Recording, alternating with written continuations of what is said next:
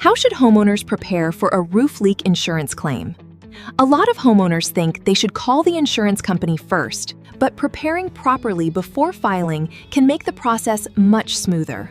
The first step is to assess and document the roof damage as soon as possible.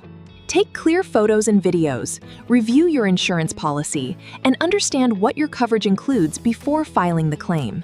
It also helps to work with a professional roofing contractor who can inspect the damage, provide documentation, and help you understand the claims process. Staying organized with receipts, notes, and repair records can also help support your claim. For homeowners in Ridgefield, acting quickly after a storm or leak can help prevent additional damage and make the insurance process less stressful. Having a trusted roofing professional inspect the roof early can also help identify issues that might not be obvious from the ground. If you need help with roof installation or navigating roof damage concerns, contact Mighty Dog Roofing of Fairfield County for professional guidance and dependable service.